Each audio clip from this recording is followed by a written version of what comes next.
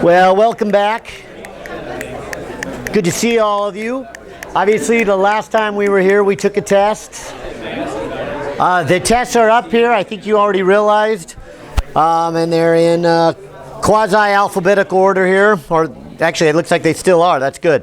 So they're in alphabetical order, listed your name. If you haven't already got it, come on up and get it. It looks like all of you who are here now anyways have. Those of you coming in, you might want to grab the test. But let's take a few minutes to go over the test, kind of what we were after. You guys seem to have the gist of what was going on. That's a good sign. A few problems here and there in terms of setting up the integrals or in terms of what the symbols in the integrals meant. But nothing really overly whelming significant, and obviously a pretty hard set of materials and a pretty hard class. So given that the median was 80%, I think it turned out to be really pretty good overall here. So let's look at these and give you an idea then of what I was after, in case there was a part here that you didn't quite see. But here is number one. I'll draw the picture real quick just to kind of remind you. But you have this rod that is charged, and next to it you have another rod that is charged. So two charged rods, and the question is essentially asking what is the electric field right in the middle of them, both directions. And so hopefully kind of the first thing you did is realized, well, whatever I get from one rod, I'm going to get from the other. Now, it might be a little bit hard to see that because one is positive and one is negative. But if I draw just one rod by itself and say, okay, let's look at right here. If you take a little chunk of charge right there, dq, that's going to make a little electric field. Let me call it dE. And then, hopefully you saw in the symmetry of it that in the bottom half of the rod there would be an identical charge with an identical electric field, except the angle's going in an upward instead of a downward motion. And hence the idea being here that if I were to add up from the top of this rod down to the bottom all the little chunks that make up this rod, by the time I got all the way through that rod, all the vertical components would cancel off here. So hopefully kind of the first thing you did was say electric field in the y direction equals 0. Now that's only one rod, so I suppose we should mention it for the second rod. But again, hopefully you see it here for that second rod. If I were to take a little chunk of charge for that second rod, because it's negative, it'd be pointing towards that charge. And same thing down here, because this one's negative, it would be pointing towards that one. So the effect I get from this negative rod is really identical for what I get from the positive rod. And I think most of you saw that right away. That was even kind of there in my hint, is don't try to break this into two rods. Just do one rod and then take that one rod and double it. And that's hopefully what you're going to see there. So like I said, breaking away from the two rods, going to one rod, the one rod tells me right away that the electric field in the y direction is equal to 0. The x direction, as you see, they don't cancel off. The x direction, what you would have here is you would have an x component, and that x component for each of those vectors would be the same here. And so maybe the best way to write this is to say a little bit of the electric field would be the magnitude of the electric field times cosine of the angle. So maybe drawing a new picture here, but if you're only looking at one chunk of charge up here, dq, and you're looking at this location here, if it's a positive, then this is the dE, and this little component here is the dEx, where that's the angle theta between the dE and the dx. So that's kind of the beginning parts of it, if you will. That's the first setup. And then, of course, the calculus kicks in, because what you're going to say is I'm going to add up every chunk of charge. And each chunk of charge then would have a different electric field because distances would be different and would have a different angle. But the total is the sum of all of those. So somewhere along the line you hopefully have this where you are going to add up all the electric field. And then the next step after that is to say, well, the electric field is Coulomb's constant times the charge divided by the distance squared cosine of theta. And so there's our Coulomb's law. What is the value of the electric field? Then if you start to put in the values as dictated by this particular problem, you might come over here and say, well, dq would be the charge per length times the length. Oh, and maybe I should use a y here.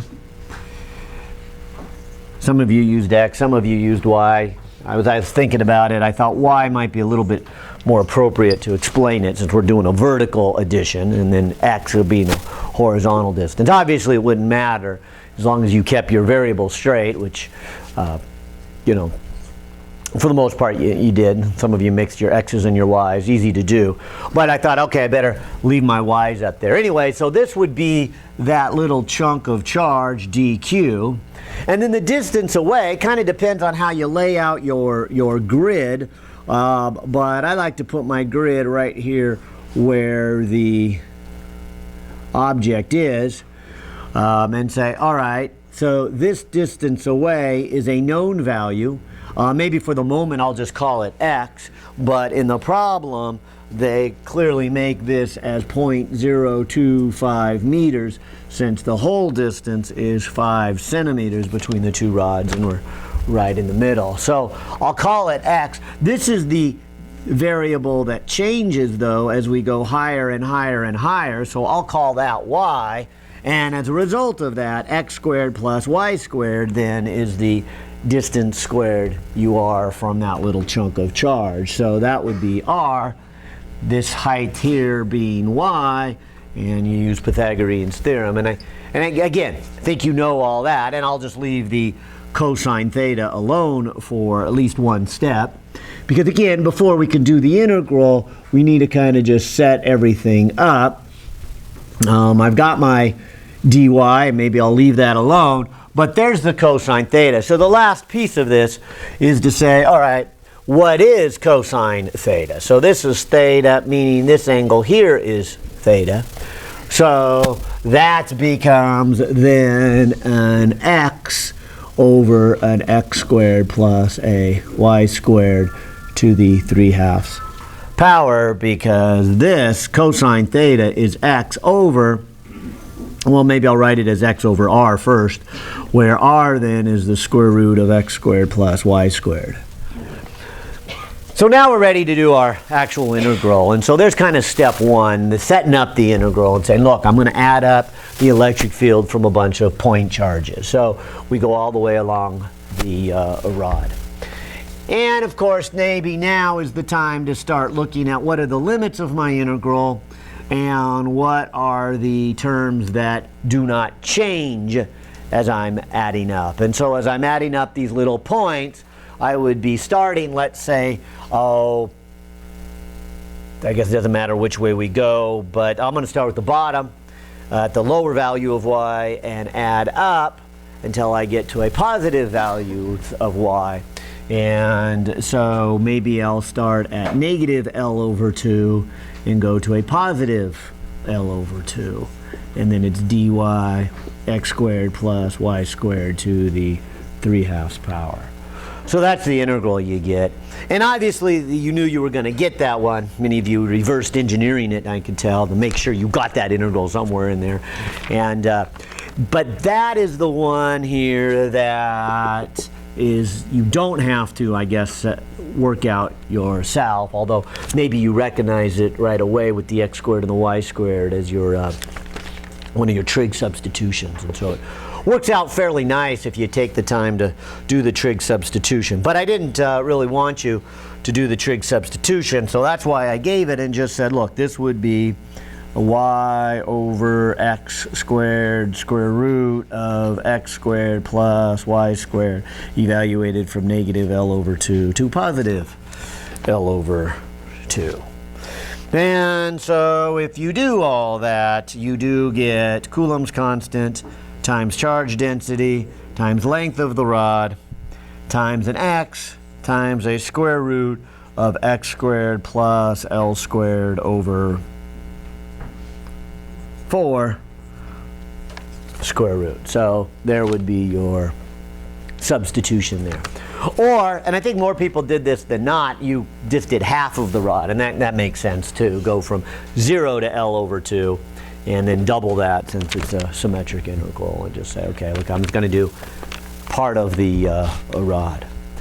Now, to get the total electric field, you will take that and double it, because this was the field I got from just one rod.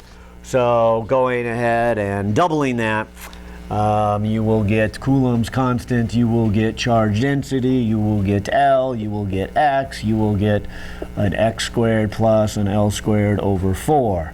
And if you put all those numbers in, Coulomb's constant is 9 times 10 to the 9th. This right here, charge density times length, that is the charge on the rod itself. There's our 6 microcoulombs, so I'll just put that in as one unit and just say, look, charge density times the length of the rod. That's how much is on the rod. The X, as we mentioned earlier, is 0.025 meters. The L is the length of that rod, what they say, 10 centimeters, so leaving it in meters.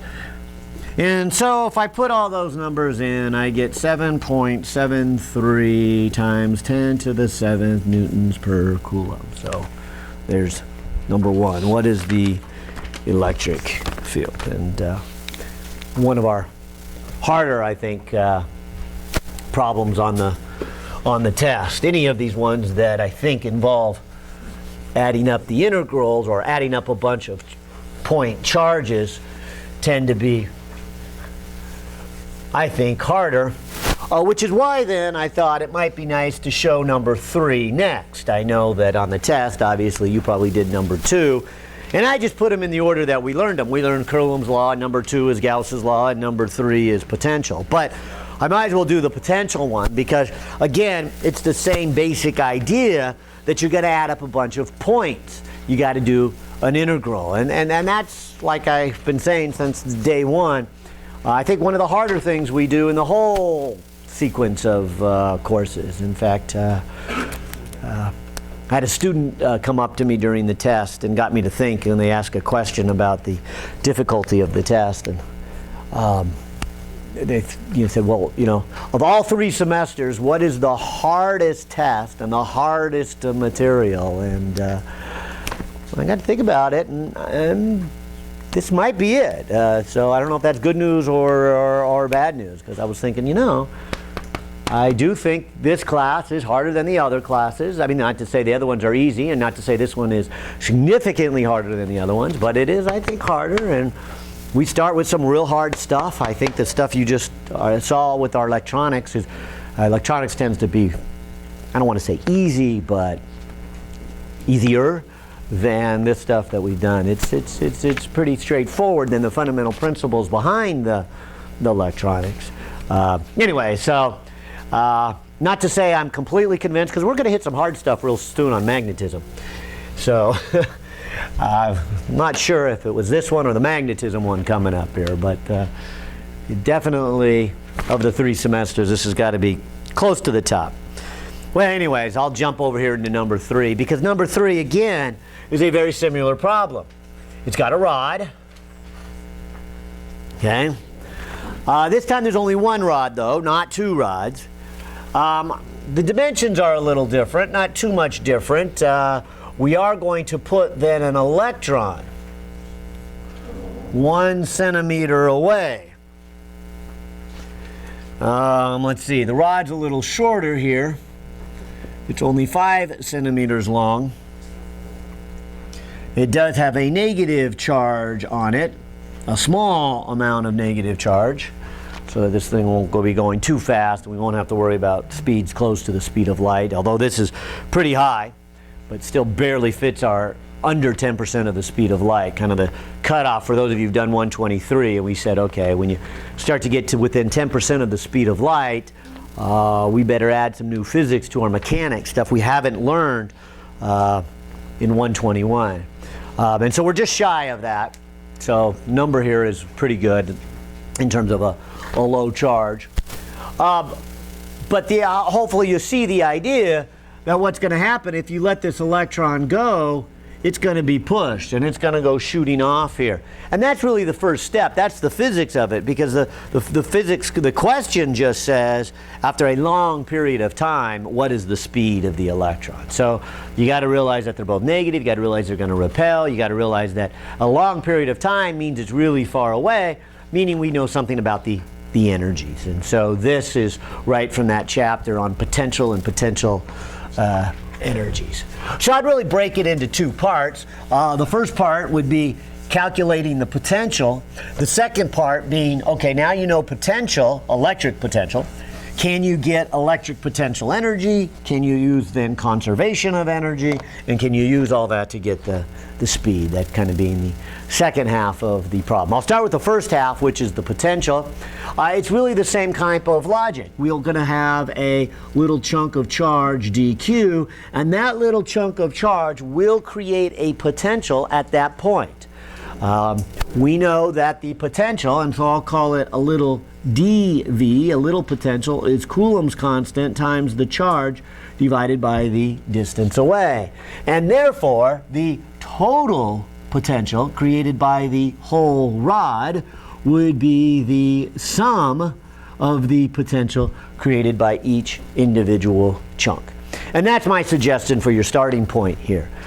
You could calculate electric field and integrate electric field, as a number of you did, and that's fine. The integrals and the length is much longer, but this is the method that I was intending. I think these are the kind of examples you saw me do, is you know the potential from a single point, and that's all you ever need to know, because any shaped object can be made of a sum of a bunch of points, and that's really the lesson of the chapter here. So this shape object, being a straight rod, is, you know, hopefully one of the easiest ones we could get. We could do circles and things like that, but a rod is pretty straight. And I gave you the integral here. You may not realize it till you get that far, but you'll have Coulomb's constant. Same logic as before, that I could go ahead and put then the amount of charge that is on that chunk as lambda dy. Oops, better put my integral sign there. And the distance would be an x squared y squared to the 1/2 power. Again, calling from here to here x and up to there y, so that the hypotenuse is r.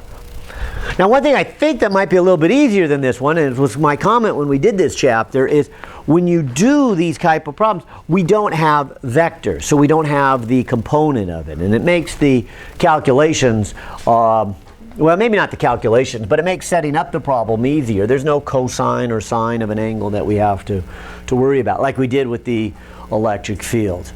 And so then I just got to say, well, let's just go from the bottom of the rod to the top of the rod. And so there's my limits. And as I do this integral, again, same as before, I'll probably should pause and kind of ask myself, okay, what are constants? What doesn't change here as I go from the top of or the bottom of the rod up to the top? And so these remain the same, so I'll pull them out, but what changes is y. X is a constant during that, and so I have this integral, which is why I gave you that integral, so you wouldn't spend too much time. But again, you can do a trig substitution here on this one and get this one, but again, that's not the point. Here's the integral that I said might be useful, and so in this case I'll go from minus L over 2 to a plus L over 2. Or you could again go halfway and double it, whichever way you want to do it. You should end up with the with the same thing there. And so what I get when I do my substitution is I get an ln, and you can see right there it's L over 2 plus this square root of L over 2 squared plus an x squared, and then when you subtract, you've got a minus L over 2 squared x squared square root there. And so there's my ln. Okay, and so I can put those numbers in. I know what L is. L is the 5 centimeters that was given in the problem, although let's put it in as 0.05 meters. And then my x is 0.01 meters. And so I can put all that in. And when I did, I got 2075 volts. So that is the voltage right there where that electron is sitting at the moment. As we get to the second half of the problem, we should probably ask ourselves, all right, what's going to happen is there's going to be a change in potential energy here. Actually, maybe I should say negative, since it is a negative charge that's there. But that's the potential at that point. And so this is my negative potential, and this electron's then going to go shooting out there off to the side, and eventually it's going to get far, far, far, far away. And you can kind of see it either in here before you do the integral, or here after you do the integral. But once this y value gets really, really, really large, you of course have a natural log of 1. That's 0. So this is the potential where it starts, negative 2000. After a long period of time, it has got to a potential of 0. It has increased its potential, or put another way, it has decreased its potential energy. And of course, it has gone into kinetic energy.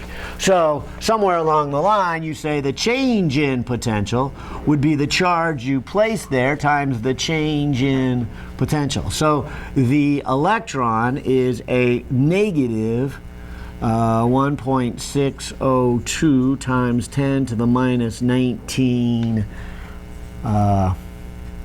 coulombs. So there's my charge. The change in potential is actually a plus 2075, right? It goes from negative up to 0. And so there is my change in potential. And that number then should be equal to 1/2 mv squared, given the mass there as 9.11 times 10 to the minus 31 kilograms. And so after a little bit of algebra, you come up with 2.70 times 10 to the 7th meters per second. So there's the speed of it. Okay. Definitely pretty fast. You might even remember an example I made on the fly during class, and I had commented partway through that, I'm kind of concerned, because it doesn't take much to get these electrons to go more than 10% the speed of light. Now, fortunately, this is still under 10%, barely, but it is still under 10% the speed of light. So we could use our 1/2 mv squared. But those of you who haven't had Physics 123 yet, you'll learn that our mechanics we did with Newton was not complete. There's more that we have to add to it. And so as we start to get close to the speed of light, we need to incorporate that. And right now, I wouldn't have to incorporate that. So 1/2 mv squared is just fine to get the speed. But these little electrons, as you pointed out, it doesn't take much to get them more than 10% the speed of light. And so that's why that charge was in the nanocoulombs. I had to keep the charge really low on that rod, otherwise it would have been too big of a number and probably caused some of you concern and a headache during the test. I didn't want that to happen, so tried to make sure that I avoided that issue. Let's flip back to number 2 then. This is Gauss's law. This was the second chapter we did. Okay. Probably don't need to remind you, but maybe it's worth it that first chapter we did was Coulomb's law. How do you find electric field? By adding up a bunch of points. That was problem number one.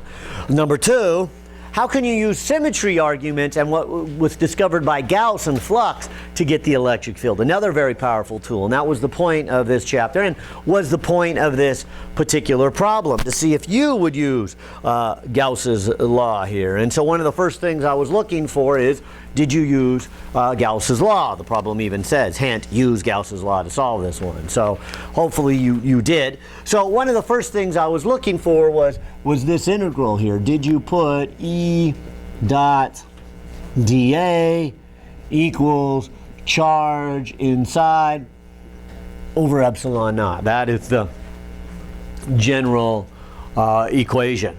Now our cylinder that they give in the problem looks something like this. And so here's this long, infinitely long cylinder. It's made out of some insulating material with the idea then that the charges do not have to go all the way to the surface as they would on a conductor. And likewise, a small equation is given for the charge density, and so the charge density is actually very large at the outer surface and then kind of diminishes as it goes in. And I don't know if the functional form is very realistic, but the process is very realistic, because when you dope these materials, when you actually are in a material science lab, a lot of times is what you'll do is take your glass rod and then you want to add some material to it. So you'll kind of put the glass rod surrounded by, say, charges that you want to put in, say a barium in there, and so you heat it up and you just let nature do its own thing, and you want to get it hot so that the molecules will migrate in, but at the same time you don't want to get hot that you destroy your compounds or melt your glass. So you just throw it in there, heat it up, leave it in there for 3-4 days, and remember, again, in graduate school we used to do this all the time with our materials. And you just kind of leave it there. And then you can go in and test it and see what happens. And you can make sense that the outer rim of it where the material would be the most concentrated, and as it diffuses in, it seemed to get less and less and less and less here. And that's what this functional form is kind of indicating here, that the concentration of it is very high, where R is very big and gets less and less and less. And in this case goes to 0 out there. Okay. So first step is trying to get that physical picture of what's going on. Now do our Gaussian surface here. And so as we did many times in class, we tried to pick a Gaussian surface that had very similar symmetry. If we do a Gaussian surface that looks like this and we apply it, we would say, let's look at the case where we are inside. And so in your diagram you see that capital R is the symbol for the total radius. So my Gaussian surface is going to have a radius of little r. And so as I do my integral, I'll go ahead and do the flux side of it first here, this left-hand side. And our argument was everywhere along this surface, which I have colored in red, the electric field would be the same, so I can factor it out. Again, from the symmetry, the angle would be 0 between the electric field. And so just, you know, mentally picture yourself on that surface. You can see that anywhere on that surface, the charge around you would look exactly the same. And hence, it must be both radially outward and a constant on that surface. So the first thing we get is E times 2 pi RL, where L is the length of our Gaussian surface. So we'll make a length L here for our Gaussian surface. So the Gaussian surface has radius r, it has length L, and so its area would be E times 2 pi L. Charge inside is probably the hardest one on here. because the charge inside is really going to be a summation of all the little chunks of charges. So we've got to add up the chunks of charges. And so where do we add them up is, again, one of these integrals you need to develop or see the geometry in order for it to make any sense here. And so maybe I'll take a piece of paper again like we did back in this chapter and say, well, imagine then if this is maybe I'll start with the Gaussian surface. Here's the Gaussian surface. That's why the area of this was the circumference, 2 pi r times its length. It's what I would get when I folded this paper out. This is the circumference, this is the length. But adding up the chunks of charges are all the charges that are inside of the Gaussian surface. So I don't need to worry about beyond the Gaussian surface. But you can imagine curling this paper up real tight and then making another shell and another shell and another shell until the cylindrical shells needed to be added up. So I would want to know what is the density and volume of one of these shells and then add that together there. So as I add them up, I would write this as density times volume. Density is probably the easiest step because that's just given straight in the problem, r to the 4th. But seeing the volume of each of that can be a little tricky here, and so that's why I was trying to roll that up so I could see, well, what is the volume of the shell? Well, again, it must be the circumference, 2 pi r, and its length, and then its thickness. And so when it's rolled up this way, the thickness should probably be called a dr. So looking at volume, I'd say, well, it's 2 pi r times L times dr. That's its circumference, its length, and its thickness. That would be the volume of this piece of paper once I unfold it here. And in this case, we're going to go from 0 to little r. We're not going to add all the way out because we just want to know the charge inside. So pulling out things that are a constant like 2 pi and an L, going with my epsilon naught, this becomes r to the 5th. So when you integrate it, it becomes r to the 6th over 6. So 2 pi, L, even an r here cancels with 1 over there. So I get the electric field is r to the 5th power over 6 epsilon naught. Okay? And so there would be the charge inside. Be real careful with this. For whatever reason, a lot of you assume the density was a constant. I'm not real sure why you did. But if density is a constant, what does this become? Maybe I should say if rho is a constant. Don't you get that? Right? So density times volume is how you get charge in the special case of density is a constant. And so it's not always the case. In fact, it's seldom the case, but it is the case in the simplest ones where density is a constant. So if density is a constant, that would have been a great simple answer, but it's not. You got to add up.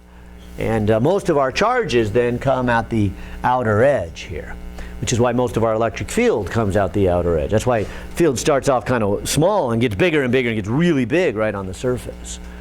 Okay. The same thing can be said when you're outside of the surface. And in this case, we would draw a Gaussian surface out here. But our logic would be a lot the same with one minor change here. I mean, this side of the equation, we would still have an argument of the electric field would be constant over the Gaussian surface. We would still argue that it's radial. We would still have the area of the Gaussian surface. And so this side of the equation still becomes E times 2 pi RL. Nothing has changed there. And this side of the equation, same argument here, that I want to get the total charge inside. And so I would add up a bunch of chunks of charges. Those chunks of charges would depend on the density and the volume. The volume would be these little shells that you add up. But the real difference would come right here is you wouldn't add up all the way to the edge of the Gaussian surface. You wouldn't add up to little r. The charges don't continue. The charges are only in the rod itself. So you would only add from 0 to capital R. And so that's the difference. You still have the same density function. You still have the same volume to your shells that you are adding up.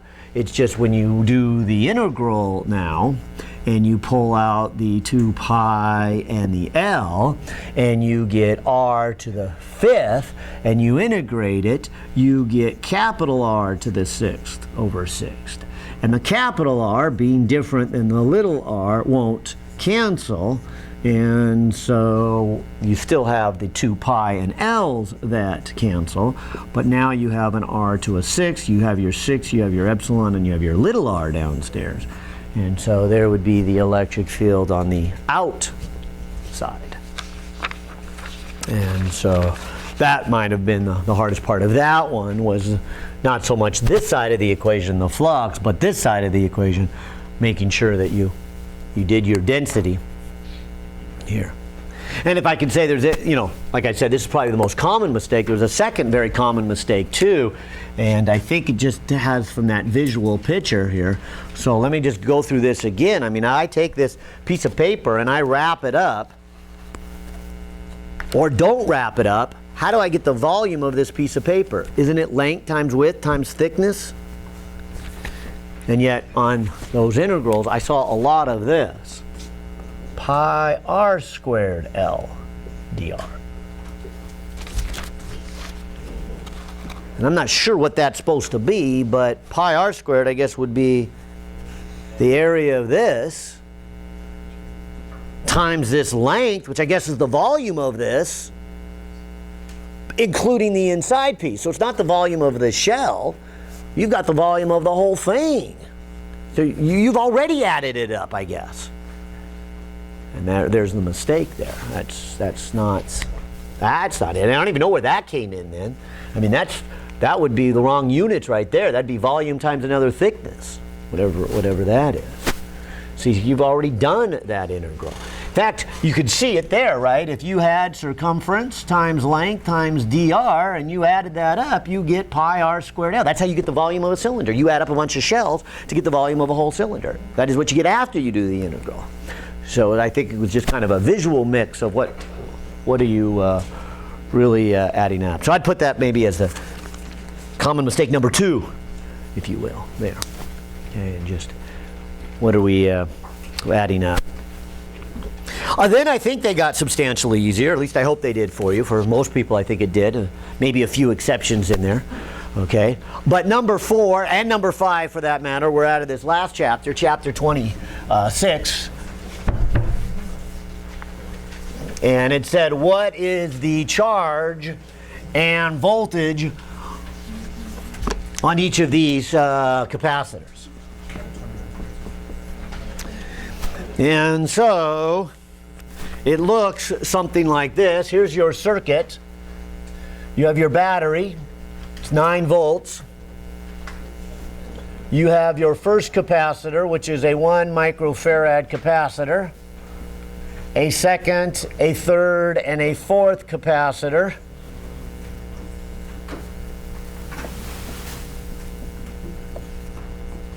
Two microfarads, 3 microfarads, and 4 microfarads. Not very creative, but easy to keep straight. 1, 2, 3, and 4 are 1, 2, 3, and 4 microfarads. And the first step, and maybe the hardest one on here altogether, is deciding, is there an equivalency here? Are any of these capacitors in series or parallel?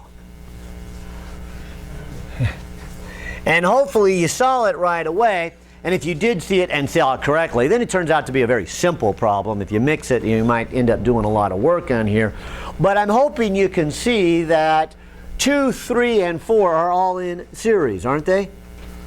That is, when that electron comes out of this battery, it has a choice right here to go on number 1 or to go on number 4.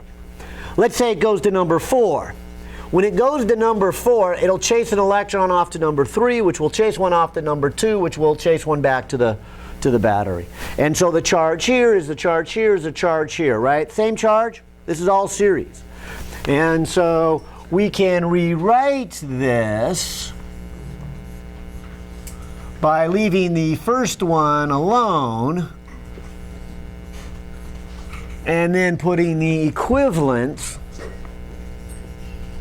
of those 3. And so when they're in series, we add the reciprocals. So 1 over 2 plus 1 over 3 plus 1 over 4 should equal 1 over the equivalents. So step 1 is to find the equivalents. And so this turns out to be 0.92 microfarads. Okay. Now you could even go farther, but it's not necessary at this point. If you put these together, you could get the equivalent of these, because aren't these two in parallel? Yeah. But the reason I say it's not necessary is because if you're filling in this chart, the chart says take capacitor 1, 2, 3, and 4 and find the voltage on 1, 2, 3, and 4 and the charge on 1, 2, 3, and 4. And what's nice about ones that are in parallel is they do have the same volts. And so each of these, this one and this equivalent, have a 9 volts on them. So I can just start off by filling in that one and say, look, the voltage on number 1 is 9 volts. And of course, once I have that, since capacitance is charge times volt, I can get this one. I can go 9 volts times the capacitance of 1 gives me my charge. So that's 9, and that will be microcoulombs, and this will be voltage. Okay? And so 9 microcoulombs is that first step. And I suppose you could even done that before you did the equivalency. You maybe even just see that right here, that this whole battery is hooked straight up to here, or as we're going to talk about here, is that from here to here is an increase of energy of 9, then here to here has to be an increase of 9. And then that's where this is going to be useful. The voltage on these 3 have to come out to be a sum of 9. So that one, and that one added together better give me 9 for my total voltage. But I think it's best just to stick with the equivalent here for a moment. Let me do then this equivalent, 0.92 microfarads equals the charge on the equivalent times the 9 volts. Because when I do that, that turns out to be 8.31 microcoulombs for the charge on the equivalent. And so what you're saying here is this is 8.31. Well, if you take this equivalent circuit, and as I mentioned, the only advantage of an equivalent circuit is that it will give you some useful information to the real circuit, and this will, real easily. That is what went on number 4, isn't it? Everything that went here, this 831, is what went on number 4. So there's 831 right there. And for that matter, since they're in series, we just said whatever charge is on number 4 is on number 3 is number 2. So if 8.31 micro coulombs of charge go on here, that chases onto here the same amount, which chases onto there the same amount. So they all have the same charge. And that's really good, because now that I know in each of these 3, I know the capacitance and I now know the charge, couldn't I get the voltage? And so the voltage would be the charge divided by the capacitance.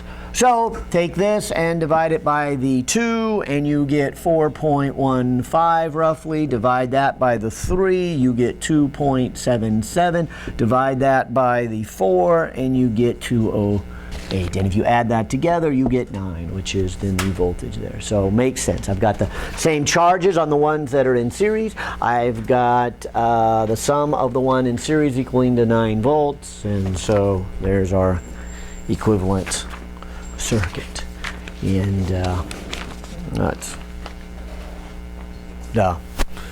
number, like I said, number 4 there, looking at the equivalent circuit. And if it's any help, although I think you guys saw the idea of equivalent circuits, we're going to do a lot more of that today. Equivalent circuits, equivalent circuits, equivalent circuits. Very useful tool. Okay? And then the last one here, number 5. This is an exact copy of what I did for you in class. We had the concentric spheres, and we just had to find out what's the capacitance of it. And so we learned in this chapter that capacitance is charge divided by the voltage. Now it would be the change in voltage. The reason I picked the spheres is so that you would have the luxury of knowing the equation for the potential from a sphere. So you can start there, and most of you did. Some of you went back to deriving that, and that's fine. I'll derive it here for you, but this should just be 1 over A or 1 over B, depending on how you want to write it, minus 1 over A for the change in the potential. So the Q's cancel off, and you get 1 over Coulomb's constant times 1 over B minus 1 over A. Okay. And now we can just put in our numbers and get the capacitance. So this is 9 times 10 to the 9th. B was a whole centimeter. And A was a half a centimeter. And so when you put all that in, you get 1.1 times 10 to the negative 12 farads. I suppose I should be a little careful here and say this change in voltage is the absolute value, not worried about which way is positive and which way is negative, because the way I have written it, I'd get a negative number here. So let me just get a positive number here for the capacitance. Not quite done, because this is what you get when there's no material in there. So the very last step is to realize it does say that it's filled with polystyrene. So we know that the new capacitance is going to be increased because of the material, and we went through that in class, how the material polarizes, how it reduces the electric field.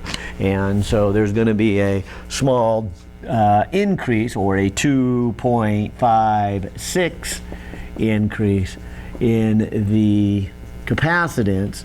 And so 2.56 times 1.11 comes out to be about a 2.85. That's a pico.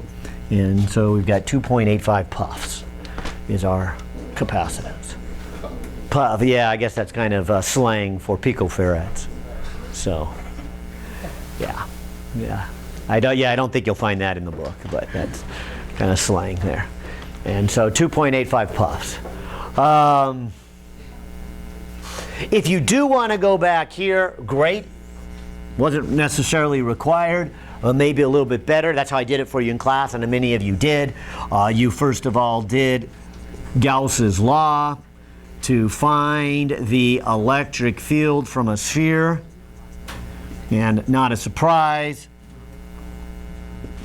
but when you do, you come up with this, which is the electric field from a point charge. That was that lesson in Gauss's law. Then, when you get the potential, because you integrated the electric field, negative, or just do absolute value, you then also get this equation, which is the equation for the potential, which again doesn't surprise you because it's the potential from a point charge.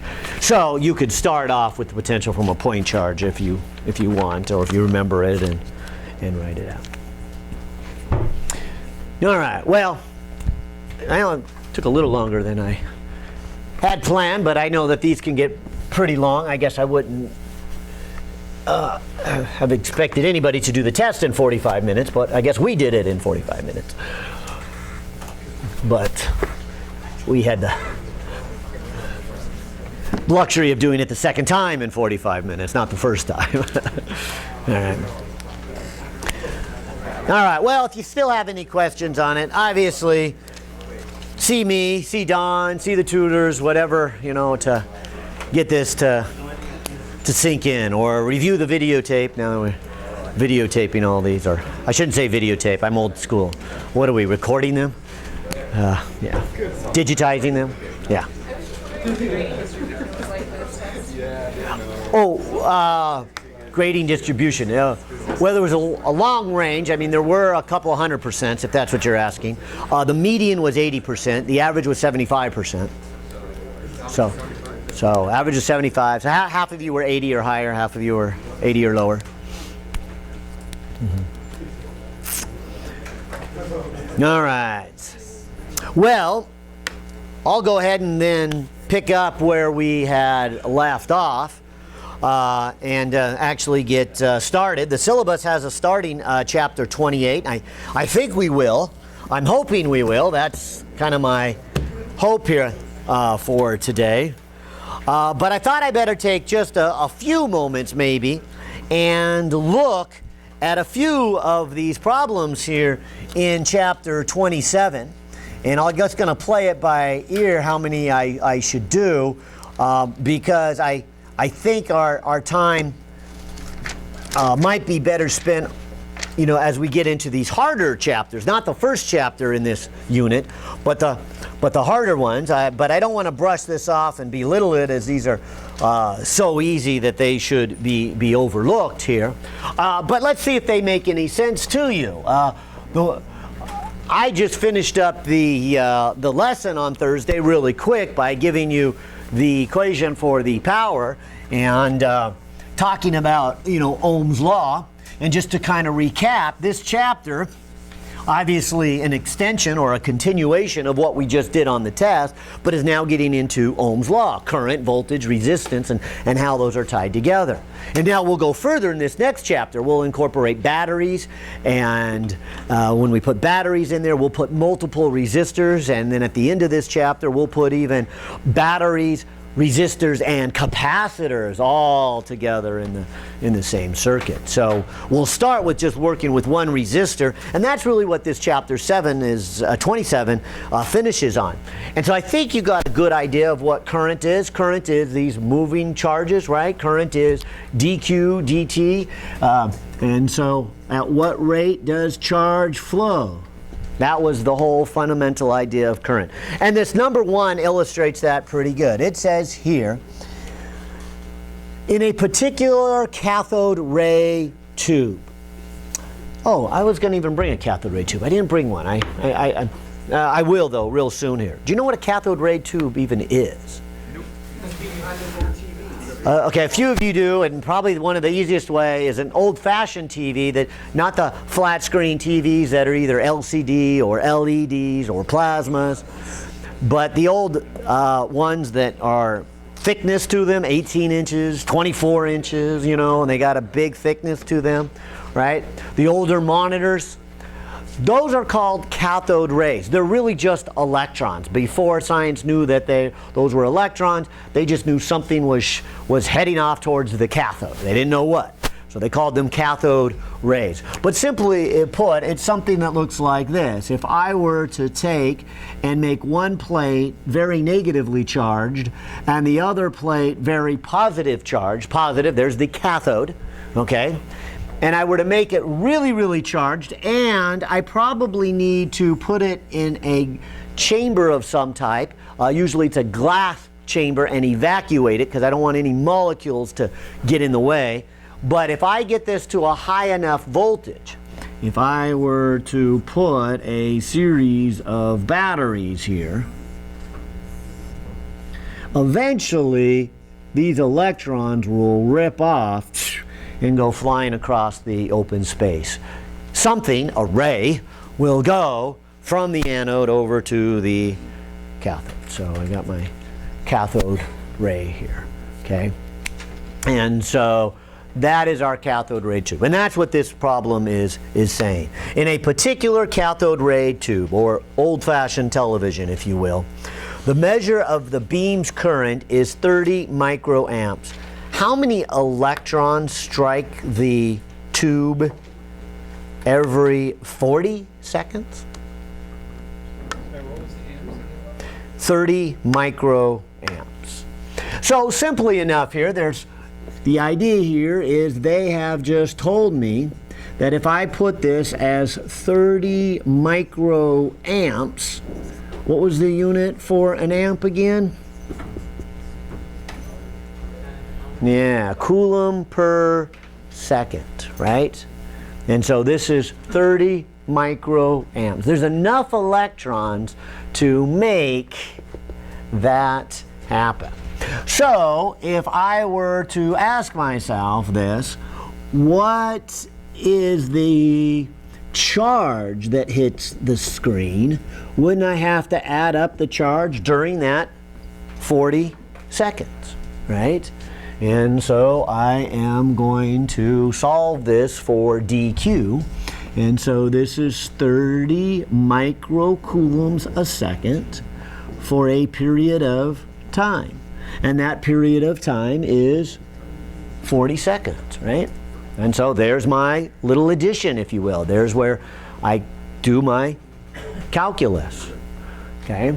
Fortunately, this is not really calculus. It's a calculus with a constant, which is algebra, okay, because the current doesn't change. So this just becomes 30 microcoulombs a second. When I do my integral for time, it's 0 to 40 seconds. So the total charge hitting it is obviously just how many hit every second times 40 seconds. And that's why I said this is just algebra. You didn't have to do all that integral. But could have been a harder problem where the current changed and you would say, you know, how much charge is hitting it.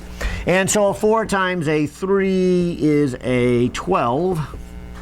So there's a 1200 times 10 to the minus 6 coulombs. 1.20 times 10 to the minus 3. Let's see, that gets smaller, it's going to get bigger. Okay, coulombs. So I'm almost done now. That's how much charge. So about 1 millicoulombs of charge have hit the screen. This problem says how many electrons is that? Well, if I call n the number of electrons and I multiply it by the charge of 1 electron, isn't that how I get total charge? Right?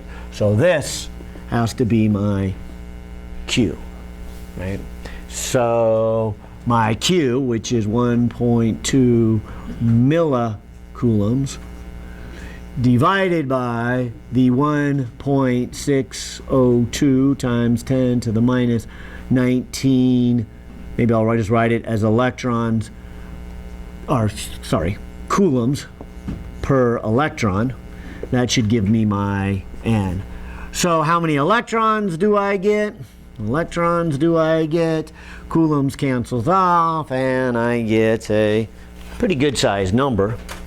1.2 times 10 to the minus 3 coulombs divided by 1.602 times 10 to the minus 19, and about a 7.5 times 10 to the 15 electrons. So 7.5 quadrillion electrons in 40 seconds. And as big as it sounds, it's very small a number of electrons compared to the total number that is in that tube in the air around you on your body. You might remember a homework problem we did purposely was to say, what if 1% of the electrons in your body were to leave your body, and you were at the North Pole and somebody identical to that was on the South Pole, what would be the force between you? And if you remember, it was an enormous number. It's only 1% of the charges. You're far apart from one side of the Earth to the other, and it's still just an overwhelming number. So the number of electrons in your body, the number of electrons in any object is huge.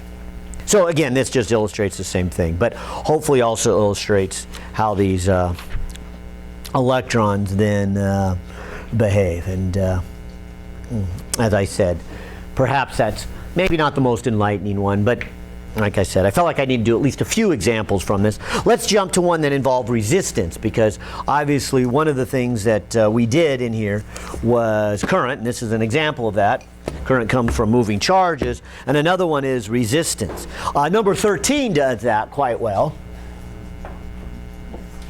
Number 13 says this. It says, suppose that you wish to fabricate a uniform wire. And I'll pause there. Uniform, they mean the same thickness of wire all the way through, so we won't have a changing area here. It's our long wire. Okay. We want to manufacture a uniform wire from 1 gram of copper. If you wish the wire to have a resistance of 1/2 ohm, and you plan on using all of the copper, what must be its length and its diameter? Okay. So here is our long wire, if you will. I'll say it has a length L, and I'll say it has a cross-sectional area of A, which we obviously get from pi r squared. Is it infinitely long, or is it? No, it's not infinitely long, so it's length, yeah, so it's length L. Because we eventually want to build this so that the resistance comes out to be 1/2 ohm. That's the question. So we want to make one gram out of it. And you can kind of see as you take this 1 gram and you pull it, and that's the way they make wires. They get the molten, and they put it through a little hole, and they actually pull, and it just kind of pulls it because as it cools, and the wire just gets longer and longer and longer and longer. So as they pull that, they need to decide, you know, what is the area and what is the length of it. And to get 1 gram, you could see that as you begin to mold this 1 gram, obviously the longer you make it, you're giving it more resistance because it's longer. And then at the same time, you're making it thinner, right? Which also is giving it more resistance. So for both reasons, we're eventually going to get a resistance at the value we want. If we've made it too long and too thin, then we kind of, we're shortening it up. We're making it shorter and fatter. If we make it too short and fat, then we pull it long. So there's some nice balance between its length and its diameter that's going to make this equal to still 1 gram. What I'm just trying to use is use this as an opportunity to remind you that we know the factors that go into contributing to the resistance. That's what that last lecture was all about. And we said you can see 4 different parameters on here. One of them is the resistivity, the material itself, which in this case is copper. The other one is how long it is. The other one is what is the width or the cross-sectional area of that wire. And the 4th one, kind of buried in there, is that the resistivity will change with temperature. So temperature affects it too. And I suppose we should probably come back and ask them what temperature are they talking about. And they don't really say, so I'm going to go under the assumption they're talking about just room temperature. We got to wire at room temperature, and that's what they want to know here. So with that in mind, I can say this is supposed to come out to be 0.5 ohms. The resistivity is based on copper. Well, that's where that chart that I was showing you comes in to be really nice here. Copper is 1.7 times 10 to the minus 8. So this is 1.7 times 10 to the minus 8 ohm meters is the units there.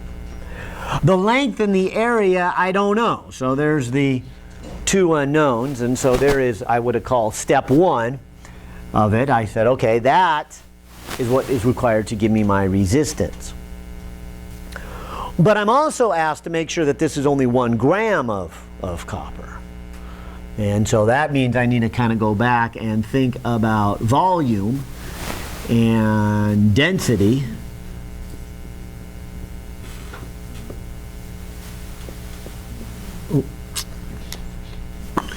I'll start with density.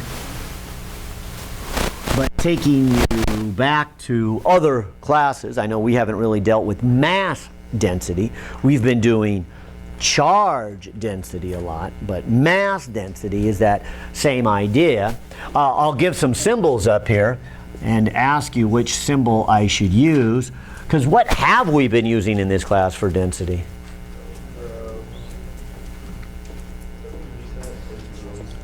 But haven't we been using rho for resistivity in this chapter? And the chapter before that, haven't we used rho for charge density? All right, so since we're not going to do much with it, it'll be okay. I'm just not even going to give it a symbol for today. I'm just going to spell out density. And I'll even put mass density. And I'll just go look it up here. Yeah. And the subscripts on the row. They use what subscript do they use? They just say like for resistivity it'd be like rho sub r. Okay. For this one would be like rho sub n. Okay. And that's a good choice, but I don't think it matches the textbook. I don't think the textbook did that. The solution manual might have. So anyway, so I'm just going to leave that as, how about just mass density. And then I can go look it up. And here's what I want you to see. I know that this is 1 gram. The volume of that wire would be its length times its area. Its mass density, then I can just go and look it up. But then I'm hoping you see, don't I have 2 equations, 2 unknowns? And I can solve for L and I can solve for A. And so I need to look up mass density. I think your book listed that in chapter 1?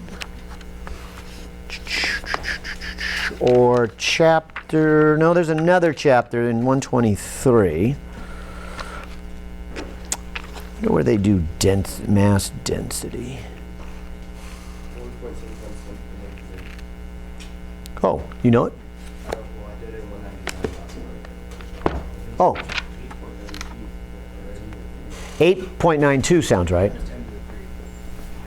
Yeah, okay, so 8.92 times 10 to the 3, but that's kilograms per cubic meter, isn't it? Because it should be 8.92 grams per cubic centimeter. Fair enough? And I'm not 100% sure of this number, but yeah. Oh, so anyways, and maybe in the interest of time, since I want to move on, I don't think it's going to be very enlightening if I put that number in and solve for those 2 unknowns. But you see the idea here is resistance comes from its length and resistance comes from its area. And I'm sure they list density somewhere in here. Oh well, I guess that's why we have Google now, right? We'll just Google it here. Another one then that might be a little more challenging and very useful, I might add, is really number 20. What's the answer? Oh, well, what's the answer? I didn't actually do the answer, I guess. Oh, we're looking for both L and A. So I have one equation that says 0.5 equals 1.7 times 10 to the minus 8 L over A. So that equation has 2 unknowns. My other equation, and I'll use kilograms and meters. Well, I'll go ahead and use this one. So this would be 8.92 times 10 to the 3rd kilograms per cubic meter, equaling 0.001 kilograms length times area. But again, there's the 2 unknowns, length and area, length and area. So 2 equations, 2 unknowns, a little bit of algebra, and I should get its length and I should get its area. Okay. But the reason for picking that one was really twofold. Number one is just to remind you that resistance depends on length and area and resistivity, and for that matter, even temperature. And that this next one will. But more than that, also, I think was just this part, that we are going to have to come back to mass density for a lot of these problems, because obviously, if you're talking about the length and area of the wire, you're also talking about the volume of the wire. And if you know the material it's made out of, copper, aluminum, gold, whatever, then you also know it's with its density, you know both its mass and its volume. That's the idea there. Okay. And you're going to have to go look up the density, and that's what I wanted you to realize. I need to look it up. And so I suppose I should do better and actually tell you what chapter to get it, but I can't recall what chapter does a good job with density. Don, do you remember? Yeah, I said 1 earlier, but you know what? Yeah, 9 is a good one. 9 and 10, because we did center of mass and rotational inertia back in 121. Yeah, so I 1 does a few, but yeah, it's 9 and 10. Yeah, 9 and 10 is where we did a lot of density stuff. That's where we did it. All right, well, like I said, if that made sense to you,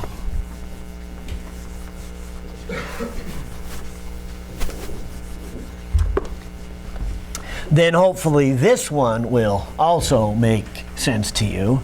And maybe then we should move out of the chapter. I'll look at some of my other ones. But I like number 20 because it has a good usefulness in terms of an experimentalist here.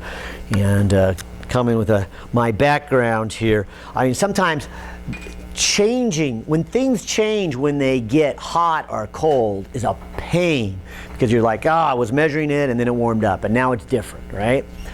So if you read this one carefully, it becomes a great experimentalist tool here. It says, an engineer needs a resistor with a small overall temperature coefficient of resistance at 20. Let me read that again. An engineer needs a resistor with a 0 overall temperature coefficient of resistance at 20 degrees. In other words, they want something that if it gets warmer, its resistance doesn't change. If it gets colder, its resistance doesn't change. How are you going to do that?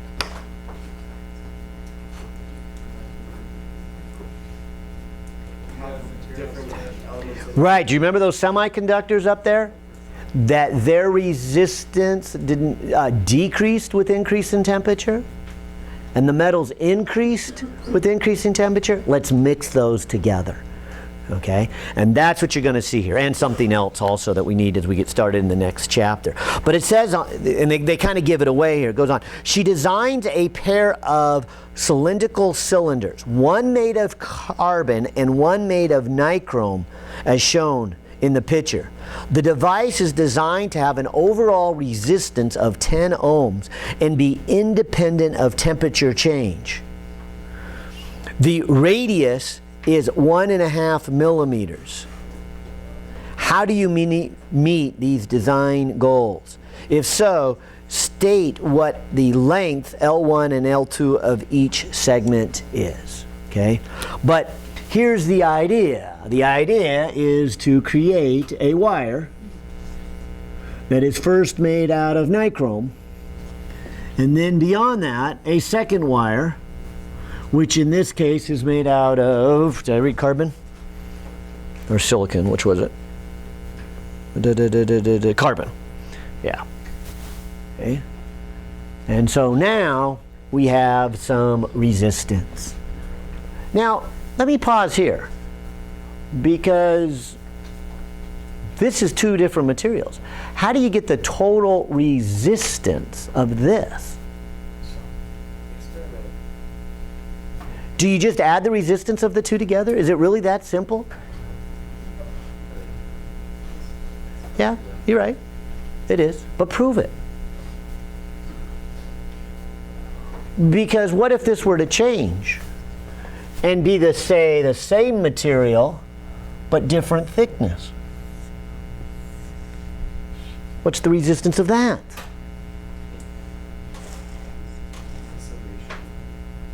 Yeah, you guys are so good with your calculus now, you don't even question this, right? You just whip out the calculus, do a few calculations, and watch, right here, if I were to say resistance is the resistivity, length over area, right? I could then look at a small section, right?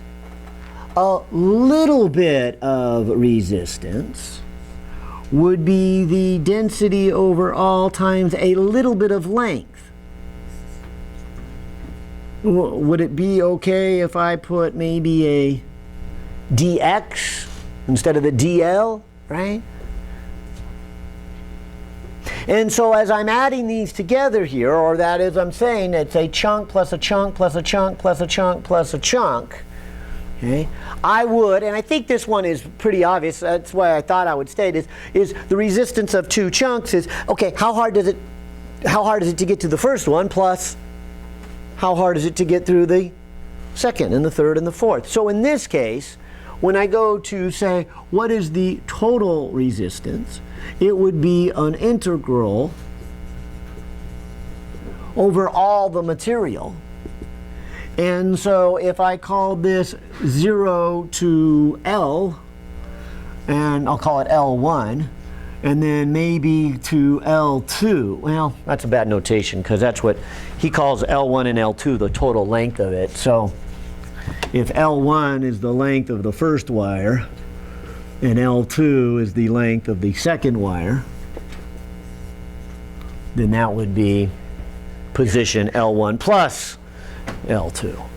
But the point here is I have two integrals, if you will, 0 to L1 and L1 to L1 plus L2 of rho times A times dx. And again, I'm not sure this one even qualifies to be challenging enough to even call it calculus. It's going to just become calculus with constants, which is algebra. Okay, so what we're going to get here is something that many of you already told me, the obvious, that this would be density times area times the length, number one, and this would be resistivity of first material, and then this would be resistivity of material number two times its area times its length. And not a surprise, right? It's the resistance of the first rod plus the resistance of the second rod. And then we're going to actually end up proving that the resistances add quite well in the equivalent circuit in just a minute here when we get started with the next chapter. And so that's what that comes out to be. Now, the reason, like I said, I picked this one because I do want to do this one because I think it's a neat problem and it's a great experimental this tool. I remember, all kinds of crazy ones. Shop equipment, for those of you going to mechanical engineering, is really kind of neat here. Well, they'll put the mill head on a head that contracts with temperature, so that as you're milling your metal piece, right, it's starting to get hot. Usually they try to avoid that by dumping a fluid on it, a cutting material. It helps it cut and it helps keep it uniform in temperature, and so you can cut a lot better. But if it warms up, piece of metal is going to get a little bigger and it's going to cut wrong, right? Or if the cutting head warms up, it's going to get a little wider and it's going to cut wrong, or a little bit bigger here. But then if you make the other parts of the mill at a material that gets smaller with temperature gain, then the two can balance each other. And so slight variations in temperature balance each other. And that's what you're going to see here with resistance in just a second here. And so I'll keep this on here, but I did want to point this one out because I think this is a homework problem, if I'm not mistaken. Is this the one you do on the... No? You've done all the homework? It's not. Oh, well, then maybe I don't need to show you that one. All right. That? Wait, sorry, this or that? This one. That is. Yeah, this is the homework one. Right. So I'm going to use this to show you kind of the neat thing, but I'm going to lead into here, and this is what you want to do on this one. Because I do think this one is a little harder than this, but it's the same logic here. How are you going to get the total resistance through this cone-shaped object?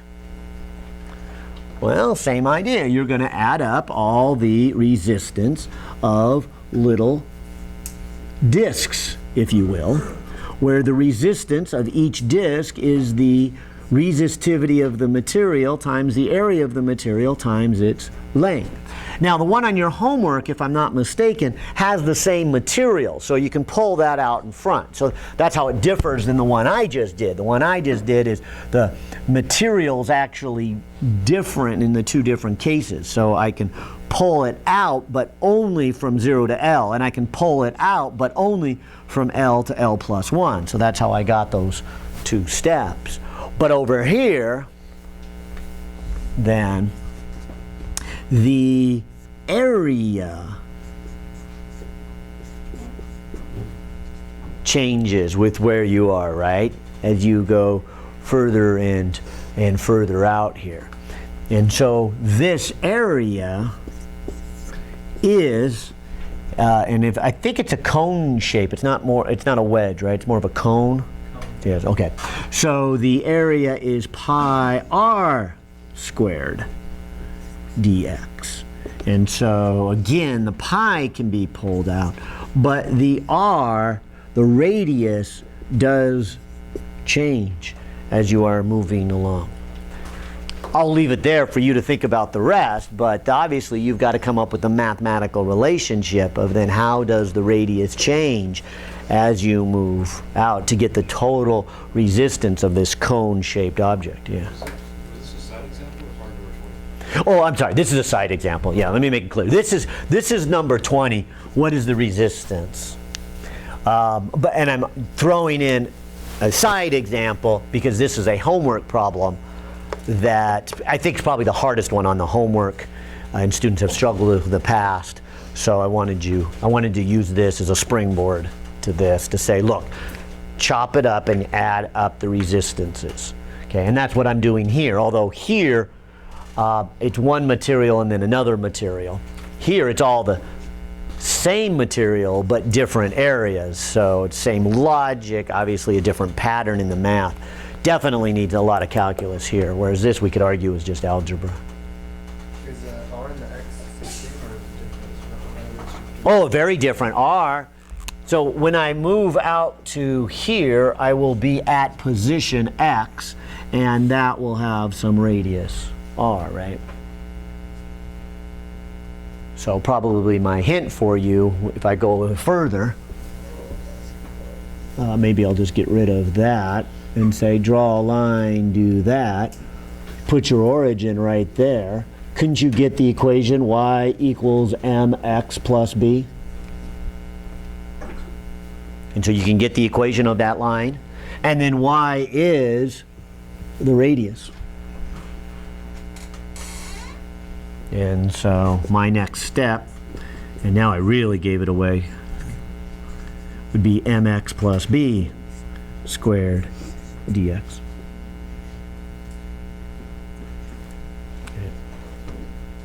Although you still have more to do. You got to get the b, you got to get the m, you got to get the limits. All right, so there's, but that's the real step right there. All right, well, anyways, I hope I didn't confuse you guys too much by getting sidetracked onto your homework there, but like I said, I wanted to make sure I kind of gave that hint sometime today as you're working on the homework, because it, in the past anyways, that has been the hard one for the students. Now, going back to this problem, just to see how it works out here, is let's go ahead and then begin to write this out. So the total resistance of this wire, which they said they want it to be 10 ohms, is going to be this resistivity of the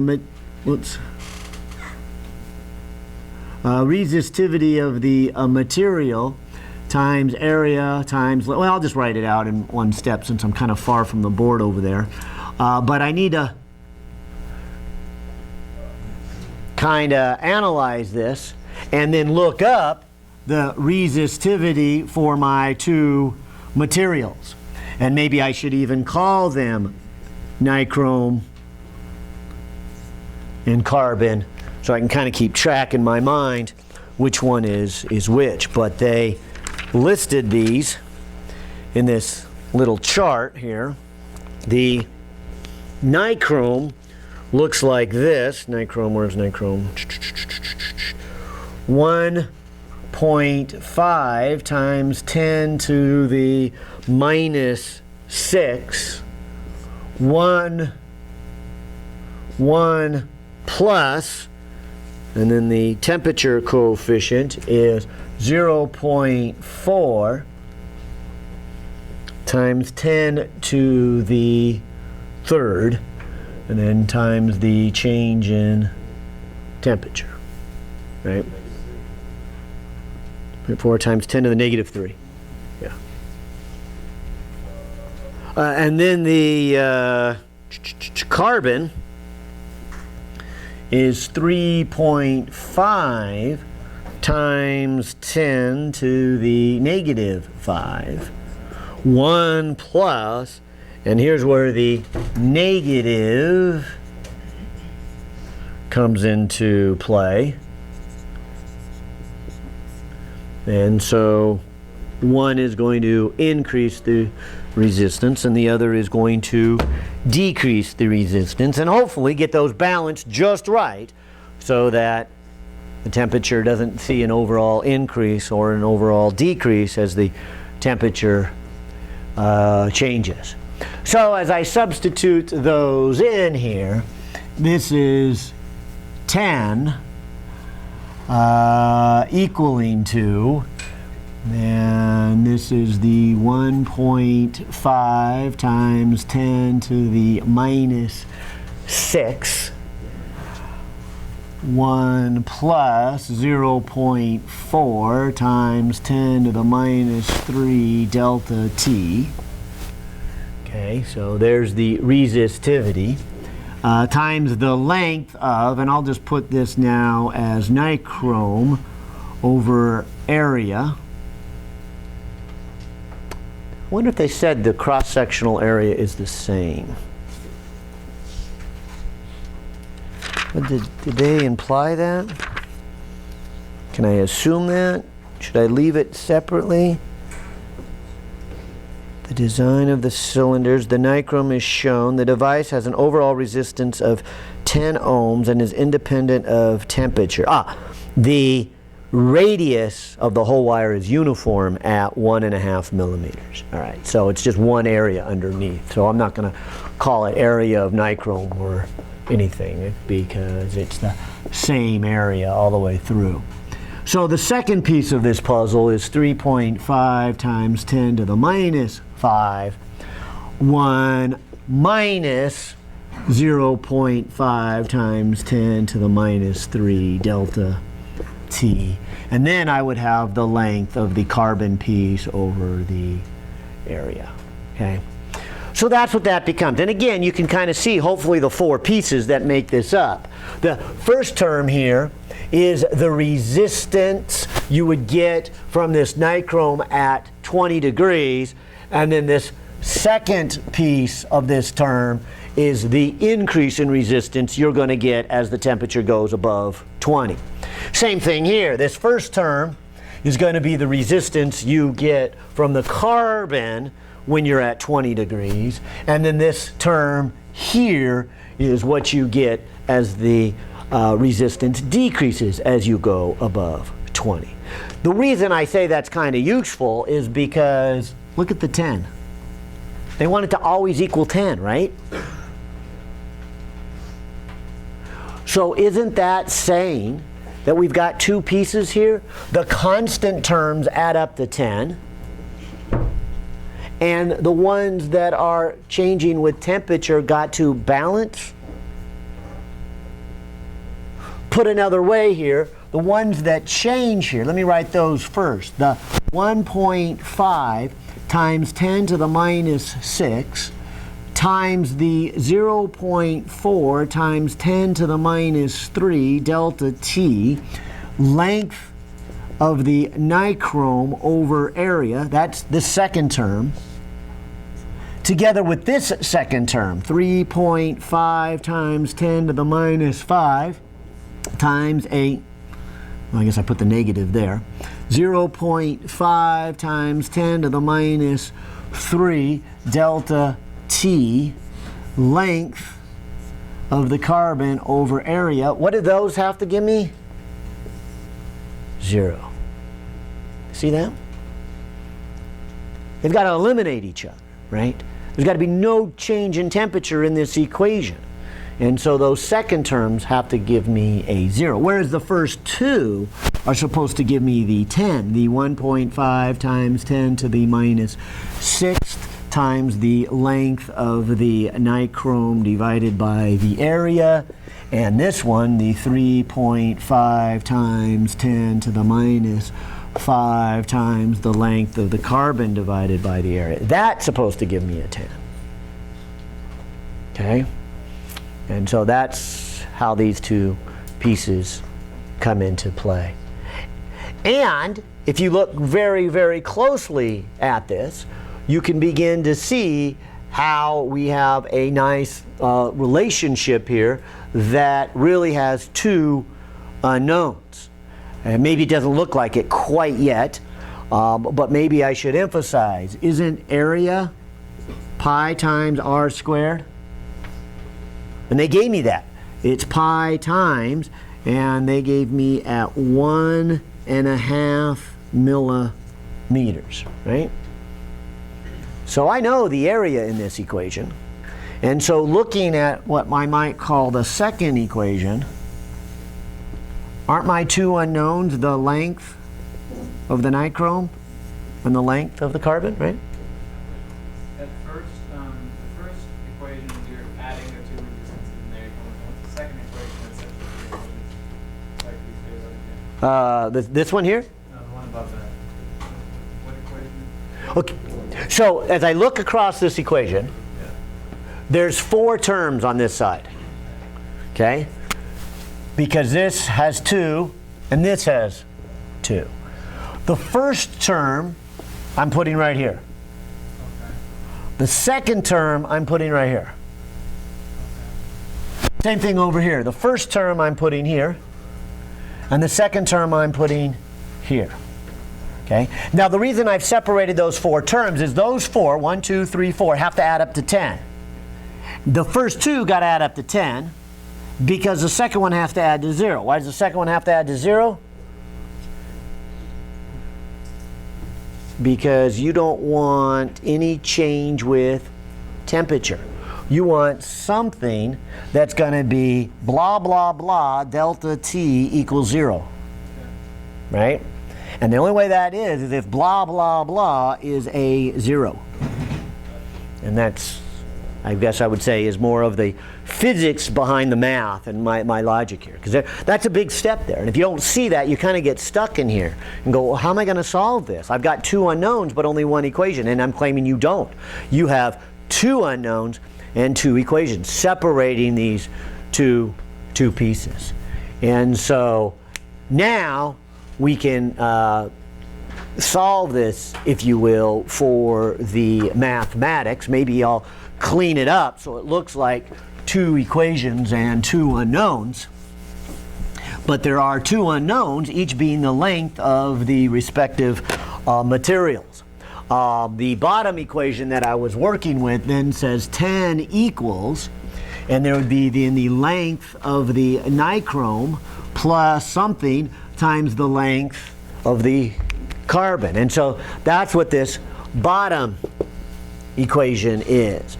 And so if I take this numerator, 1.5 times 10 to the negative 6, and I divide it by the area, I get 0.212 for the coefficient that goes in front of the length of the nichrome. And I could do the same thing here. 3.5 times 10 to the negative 5 in the numerator. Divide by pi. Divide by 0.0015 squared. And I get a 4.95. 4.95. Okay.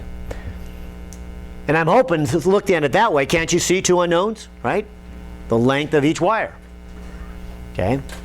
And I'm trying to say here is this is basically the equation you would have had if you didn't include the temperature coefficients, right? This is the equation you would have had if we said, what's the resistance at 20 degrees? Sure. And the resistance at 20 degrees should be 10. In fact, the resistance at any temperature should be 10. So when you do this, this is how you would set it up at 20 degrees, which is why this here has to come out to be a 0.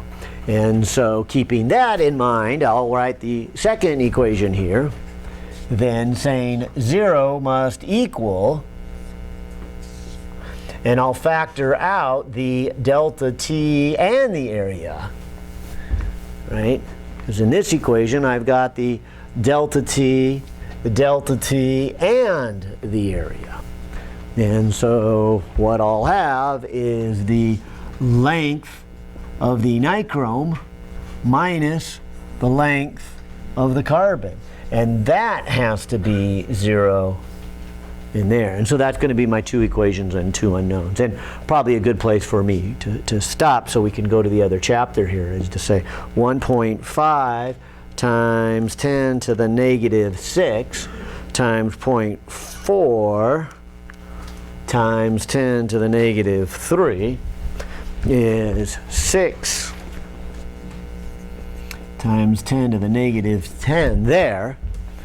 And the other one is the 3.5 times 10 to the negative 5 times 0.5 times 10 to the negative 3. And that's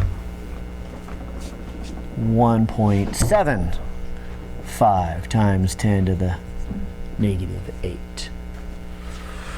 And this one here is probably the simplest one to work with. This will give me the ratios of what their lengths are supposed to be. I mean, this is saying 6 times 10 to the minus 10 times the length of the nichrome's got to equal 1.75 times 10 to the minus 8 times the length of the carbon. So depending on how you want to write this, length of nichrome divided by length of carbon equals, and I'll leave that number there, and then divide by 6 times 10 to the negative 10th. And so we got a ratio of about 29. So one is 29 times longer than the other one, if I did my math right here. There's a lot of exponents there, a lot to write down. And then we can put that into there and get the overall length of it from one to the other. Fair enough? All right, well, I'll go to 28 here in the half hour we have left here and say, okay, let's get started here in this chapter so we don't fall too far behind. And like I said, I think you'll appreciate the time spent on these other chapters where they get a little more involved than the beginning one, although even the beginning one has its difficult problems. Like I said, this one I gave you the hint on, I think is the most difficult one. But this one where you mix the materials is kind of neat.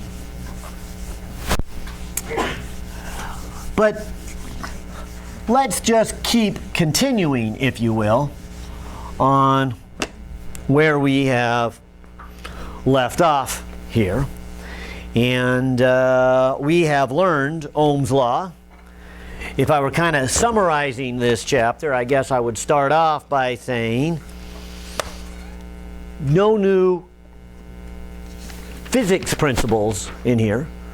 No, we've had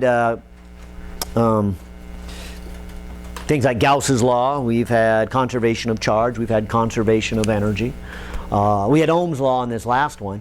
But this chapter is more of, let's put it all together. Let's use Ohm's law together with conservation of charge and conservation of energy, which we'll give it Kirchhoff credit for that one. So we'll call these Kirchhoff's law number 1 and Kirchhoff's law number 2. So in that sense, if you want to say there's something new, we'll throw in Kirchhoff into the picture. But as you'll see, that's just conservation of charge and conservation of energy. And again, maybe the best thing is to show you. Let's just hook it up here. All right. And so let me start with this. What if I were to do this? What if I were to say, let's take a battery. So here's some voltage. Let's hook up a resistor R1. Let's hook up a second resistor R2. Yay! 2 resistors. Now maybe I'll come over here on the side is because look at the chapter we just got done with. The chapter we just got done with said if you hooked up a battery of voltage V, connected it to resistor R, could you tell me how much current is in there? Yeah, how would you get it? Right, this is Ohm's law. And so Ohm's law was our beginning ground, if you will. Ohm's law was why we spent this whole chapter saying that there is something pushing the charges, that's the voltage. There is something stopping them, that's the resistance. We looked at 4 main causes for that resistance. The combination of the push and the stop resulted in how many actually flow. That was Ohm's law. So keep this in mind, because now as we go by extension here, when we look at that, how you going to do that one? Or, before you even answer it, what if I hook it up a little different?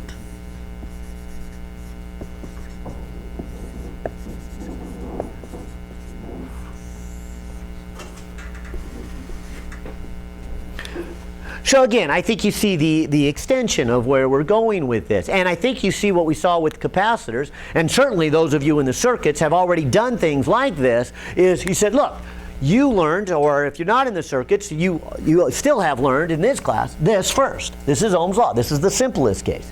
But then what do you do when you have multiple resistors? And didn't we do this in the last chapter? Didn't we learn about capacitors? And then we put multiple capacitors in there and asked, how are you going to figure out what they are? And one option here is to do the equivalent circuit. Okay? And this does have an equivalency. In other words, what if I were to change this circuit and say, let's take that battery and replace it with its equivalent? Or here, let's take that circuit and replace it with its equivalent. Is there some kind of equivalence that we can have? The nice thing about the equivalent circuit is to say, let's come back to this last chapter. If all you had was one battery and one resistor, couldn't you get the current here? Right? Isn't that what we've already learned? Isn't that what the example I was trying to show you in terms of the test, right? You had 4 capacitors. And I said, look, take those 3 that are in series and get its equivalent. Okay? And you could even have taken those 2 that were in parallel. It turned out for the test one it wasn't really necessary, but you could have. And many of you did. And you took those 2 that were in parallel and got the equivalent. And you broke it all the way down to 1 capacitor. And that's what I'm trying to say here. If I can take a case where I have multiple resistors, in this case 2, and make it look like 1, or in this case 2, hooked up a little different and make it look like 1, can't I just break this problem down into something I already know how to do? Now, warning. Please don't get the impression here that all circuits can simply be broken down into its equivalent. It's easy to get that impression. I think I mentioned that with capacitors, said you would see it again in later chapters, and here we are. We are going to get some circuits that there will be times, many times, where it would be very nice to get its equivalent. Good. And things that are hooked like this will have its own special name. You probably recognize it already. What would we call this connection? Series. Why series?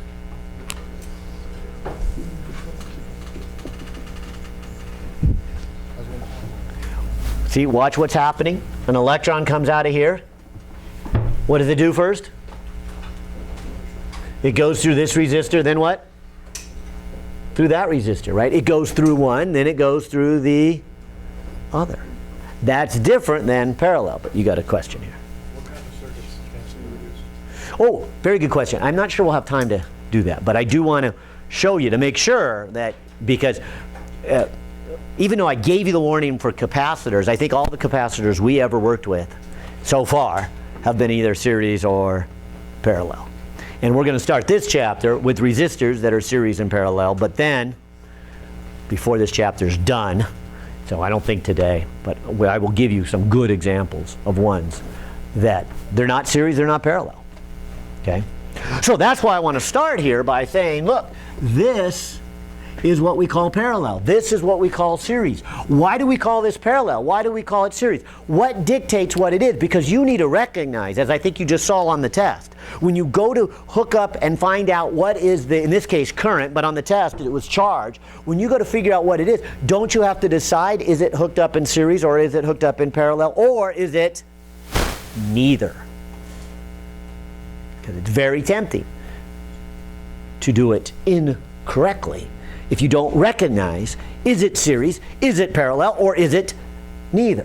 Some of you made that mistake on the test. You saw those 3 capacitors and you thought they were in parallel instead of series. I'm not sure why, but you did, and hopefully now you don't see it that way anymore, and you won't do that again because you obviously start doing the wrong calculation. It's the wrong set of physics because it's hooked up not in the way that the formulas would match. So again, my point is, we'll call this series, we'll call this parallel. Why do we call this series? Why do we call that parallel? And that will lead to when we don't call them either series or parallel here. But again, why do I call this series? Yeah, look at the charges, look at them flowing. They will flow out of this battery into this resistor. As it goes through this resistor, through that resistor, everything that goes through here goes through there, right? One leading into another. And that's what we mean by series. What happens over here in parallel, though? Well, the electrons come out, and some of them go that way, and some of them go that way, right? And the ones that go through resistor 1 do not go through resistor 2. And just the other way around, the ones that go through 2 do not go through 1. They go one way or the other. They are parallel lanes on the freeway, as I mentioned before. When you drive down the freeway, when you drive to Carp, you've got 3 or 2 lanes, depending on where you are, but if you've got 3 lanes going down to Carp, you don't drive all 3 lanes, right? You drive in 1 lane, that's all you need. You either go the middle lane, or you go the left lane, or you go the right lane, right? Those are parallel lanes. Those are options. But series is a sequence, say, of classes. You have to take your Math 150 before you can understand Math 160, before you can understand Math... Oh, kind of breaks down somewhere in there, don't they? You have to take 200 next, right? Or 210, yeah, bummer. Okay, so I don't want to take that too far. But you do have to go 137, 138, 150, 160. Fair enough? Physics classes are kind of the same thing. They're sequential up to a point, right? You have to take physics 121 into 122 or 123. But you got to take one, then the other, right? Oh, I think the example I gave you, because I got the highway wrong, but if you're going to, you know, camping at the lake, right? You got to go highway 154. You got to go 101 to 154, right? You've got to take one, then the other. You don't have the option of going just one. You got to go one or the other. So my point is, look carefully at these. I want you to see why we call this series. I want you to see why we call this parallel, because that will help you both on the homework and on the test. When you get a circuit and you go, what is the equivalent? You got to recognize, is it series or is it parallel? Or neither. Okay? And we haven't even done any of that. And we'll any time 10.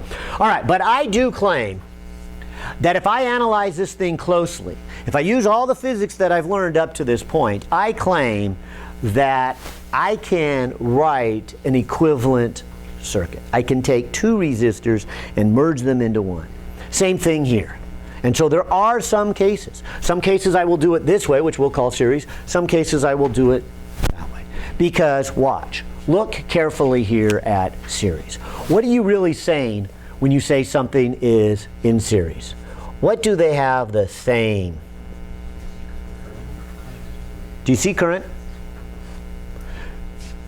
Do you see the conservation of charge here?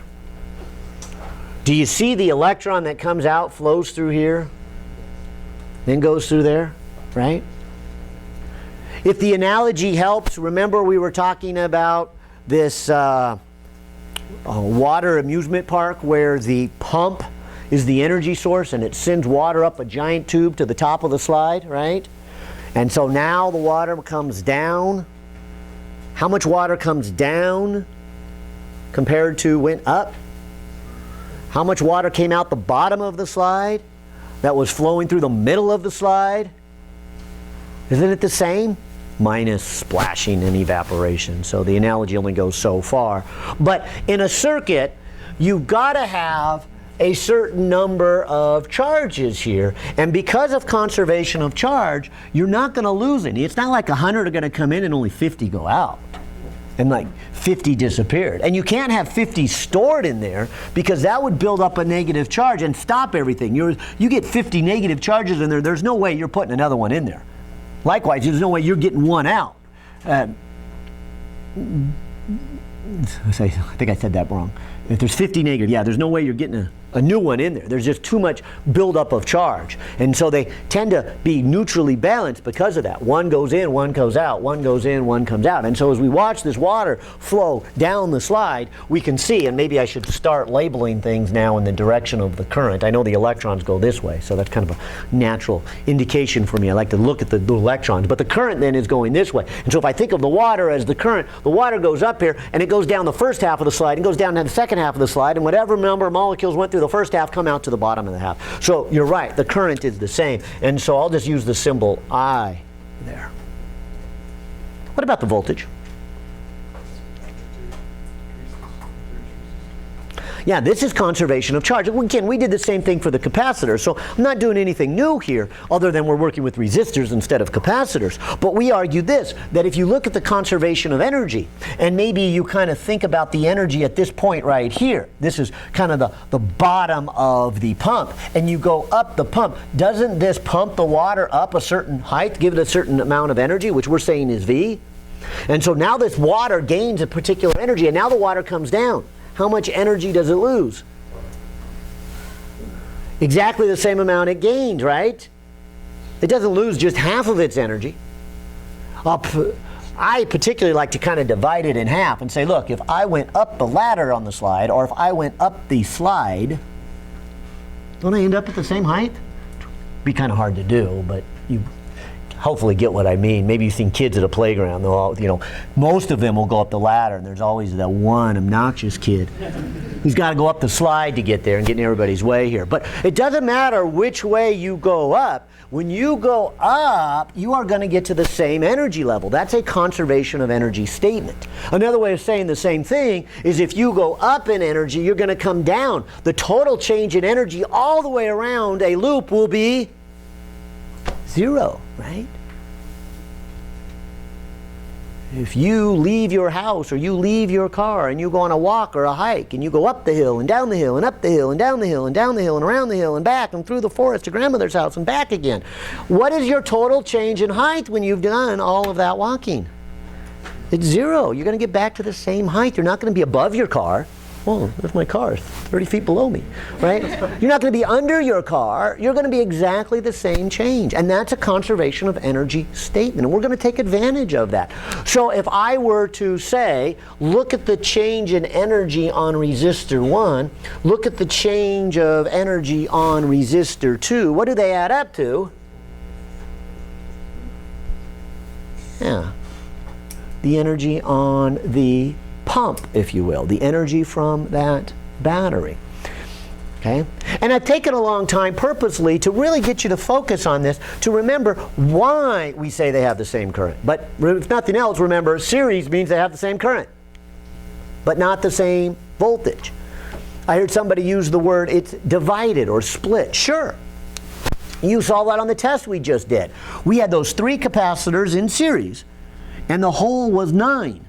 And we had 4 point something on one and 2.7 on the other and 2.08 on the other. The sum of those voltages added up to the 9 volts. And that's what we see here. And so that's what happens with series. Series does not have the same voltage. It does have the same current. And we can really apply the same logic. What about over here? What would you say here? Yeah, what's going to be the same in this hookup? Yeah, can you see that, the voltage? Can you see that the voltage on resistor 1 and the voltage on resistor 2 and the total voltage are all the same? Maybe I should have labeled it here. Total current is the same as current 1, which is the same as current 2. Oh, same as. Right? And so again, I like to put them both on here so you can compare and contrast it. This is what we call series. They're going to have the same current. Conservation of charge tells me that. But conservation of energy here tells me they must have the same voltage. That's why the equations we get are going to look different. Okay? Different hookup. Why do I say the voltages have to be the same? Well, again, depends how you want to look at it. You could go either around the loop, like I said. I like to just kind of imagine this going on a particular path. If this is, say, the bottom of the hill, and I want to go on a little hike to the top of the hill, if I go this way, I gain a certain energy. But if I decide to go a different path, and I decide to go this way on the path,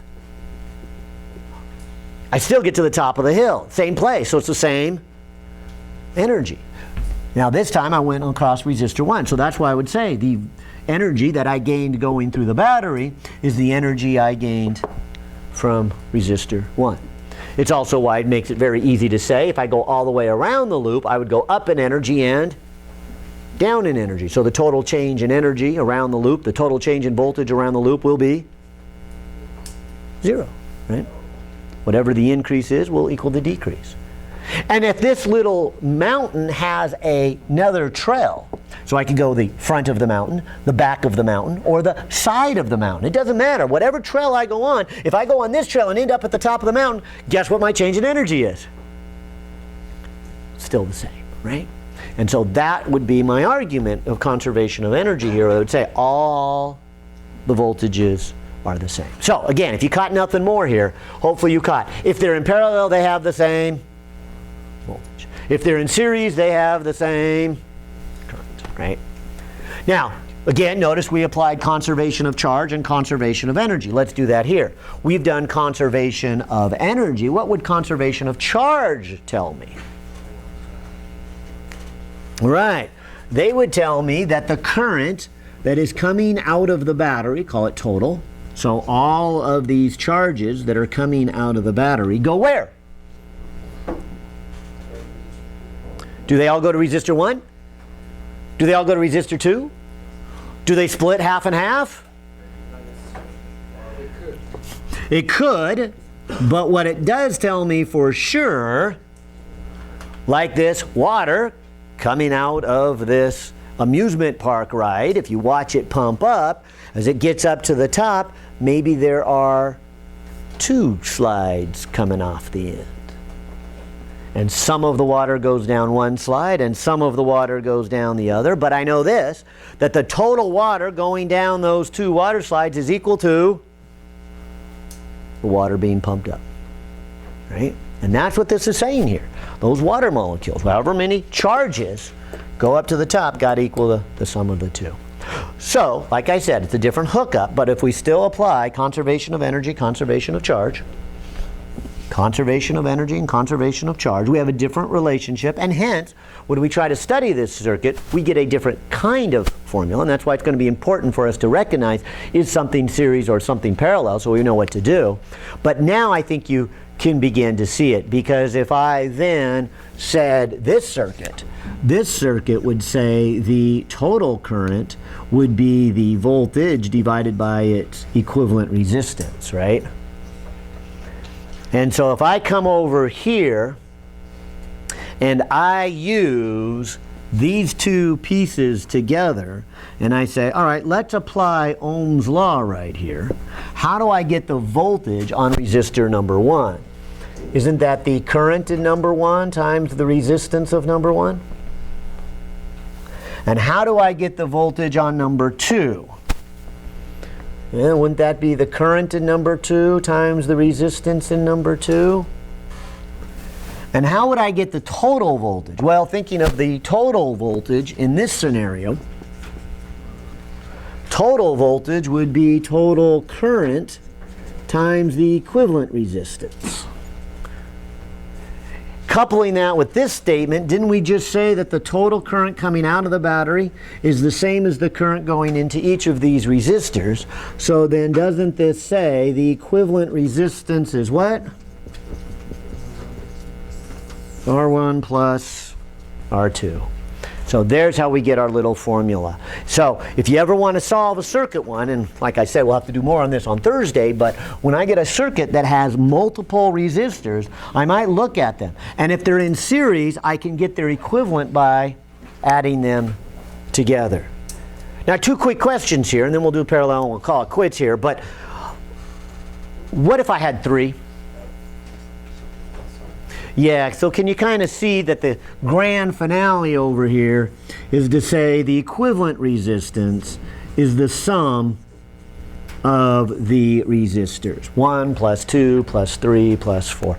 And isn't that what I kind of did in this example number 20 we just got done with? Didn't I say, hey, let's take the copper wire and then add it to the nichrome wire or carbon, whatever it was, and we said, look, the total resistance is the sum of the two. That's really what I've done here. I've just said the total resistance is the sum of the two. A warning here. What about our capacitors in series? Do you remember our capacitors in series? How did we get the equivalent capacitor in series? Yeah, we did this harmonic sum, didn't we? So notice it's a slightly different formula. So easy to mix those up. Don't do it. I got the impression that some of you already did on that last test. You must have been working with resistors already. Maybe you're in the circuits class or maybe you're already, but yeah, you got the equations flipped. And so my warning is be careful. Well, likewise over here real quick, what would be the math here? And again, maybe I should just say total resistance is equal to voltage divided by the equivalent resistance. But if I look at this one and say, is there anything useful here in this equivalent one that I can apply to the real one? And I say, yeah, you can here. Because what you can do is say, look, the total current would be the voltage divided by the equivalent resistance. And over here, the current in number 1 would be the voltage in number 1 divided by the resistance in number 1. And the current in number 2 would be the voltage in number 2 divided by the resistance of number 2. Add that to what we said about the voltages being the same, and we get 1 over the equivalent resistance is 1 over 1 plus 1 over 2. If I had multiple resistors in parallel, so I had a third and a fourth and a fifth, then the harmonic sum here would give me the equivalent resistance. So this is how I get my equivalent.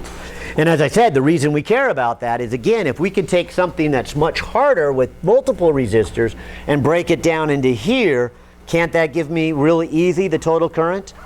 And so the equivalent circuit, please remember, is useful, but only in the extent that once I do the equivalent circuit, it will help me understand the real circuit.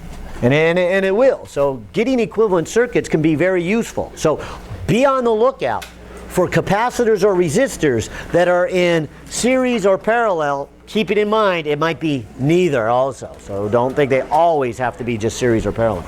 So does it get hard like when you have like a capacitor